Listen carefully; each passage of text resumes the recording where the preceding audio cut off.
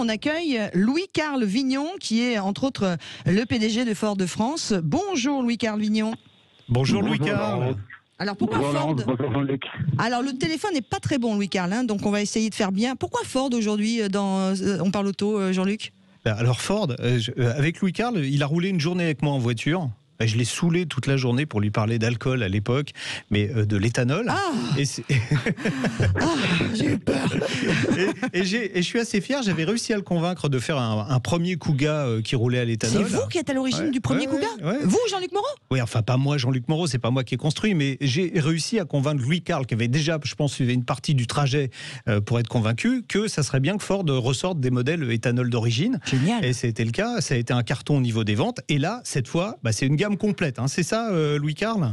Oui, absolument, Jean-Luc. Tout à fait. Un gros carton avec le Kuga à l'époque, puisqu'on en a fait 6000 en à peine 6 mois. Ça représentait 95% des ventes sur la période où on l'a eu. Et puis donc, on a décidé de revenir après ce premier exploit, ce premier succès commercial, avec une gamme complète, pas moins de 6 modèles. Alors ça démarre avec la Fiesta, hein, c'est ça ? Oui, alors voilà, on s'est dit qu'il fallait avoir une proposition E85 pour tous les budgets et tous les usages. Et donc, à commencer par une petite citadine avec la Fiesta et son moteur 1 litre EcoBoost 95 chevaux. Et puis ensuite, un SUV aussi. Laurence disait qu'elle avait voté pour le Kuga il n'y a pas très longtemps. Donc, vous savez que c'est le Puma qui a gagné le prix, en réalité. Et donc, le SUV Puma qui vraiment plaît à beaucoup de gens. le Puma, pardon. Oui, il est sexy. Le Puma, pardon. Non, mais elle est plus, en fait, Laurence, elle est plus Cougar que Puma. Non, c'est pas ça. C'est parce que je me rappelle que la première à l'éthanol, c'était Kuga. Donc, je me suis, mes neurones ont un petit peu dérapé. Là, Cougar, et en fait, c'est le Puma et il est vraiment bien. Non, mais Cougar, non. Non, pas du tout, moi. Non, moi, je préfère les gens plus vieux que moi. Jean-Luc Moreau. Ça va. Donc également le Puma pour avoir un SUV compact, donc avec son moteur 1 litre EcoBoost 125 chevaux. Et puis, on a également pensé aux familles avec la nouvelle Focus hybride E85. Et puis, comme on avait commencé avec un Kuga, on s'est dit que la nouvelle génération de Kuga pouvait pas ne pas avoir le 85. Et là, on est allé un peu plus loin. On fait le Kuga full hybride, donc celui qu'on est en train de lancer. Donc ça sera en fin d'année.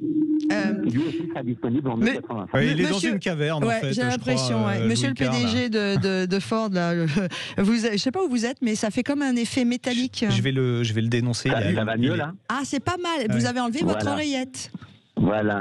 Vous allez être puni. Louis-Carl Vignon, PDG de Ford de France. Voilà, donc un Kuga 2,5 litres EcoBoost en flex fuel full hybride à 190 chevaux. Alors, la vraie question que les gens se posent, parce que, ce que j'allais dire, on sait que le carburant, l'éthanol, 66 centimes de moyenne, on roule pour moitié moins cher, on pollue moins à 90% de particules et 90% d'oxyde d'azote. Pas de souci, en moins. on fait travailler l'agriculture française. Exactement, 2300 stations-service en France, donc on en trouve pratiquement partout c'est les aujourd'hui. betteraviers ou le fourrager, donc français. Et le truc, c'est est-ce que ça va être beaucoup plus cher qu'un modèle essence, un modèle éthanol chez Ford alors ? Alors, Jean-Luc, vous vous souvenez sûrement que le Kuga de génération précédente coûtait 200 € de plus que son homologue essence. Et donc, écoutez, on n'a pas encore fait les prix pour la nouvelle gamme là, mais on sera dans une différence de cet ordre-là. Donc, vraiment un surcoût très modique.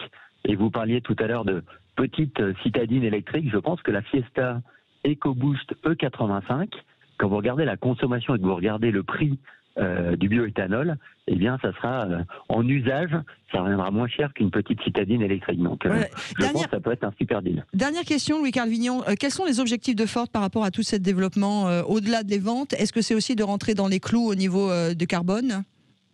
Alors, bien sûr, pour ça, on a lancé une électrification massive de la gamme l'année dernière et on continue cette année avec le Mustang Mach-E là, qui va arriver d'ici quelques jours.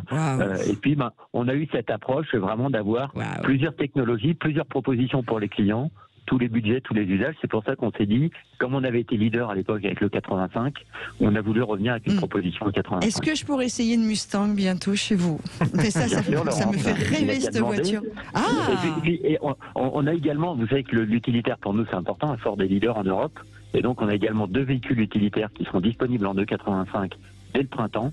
une Fiesta Van et notre Transit Connect dans les deux longueurs, L1 et L2, pour les artisans. Donc une gamme vraiment complète. Donc ça arrive à partir de juin, ces gammes-là. De juin jusqu'à septembre-octobre pour tous les modèles. Bon, super. Tout à fait. Merci beaucoup d'être intervenu dans notre premier rendez-vous de On parle auto, Sud Radio, On parle auto, entre autres, jusqu'à midi. Il nous reste un petit quart d'heure à peine, ça va aller très vite. Merci Laurence. Merci Louis-Carl. Bon ski. Et puis, il peut pas. Mais si, mais il fait du ski de randonnée. C'est bien ça.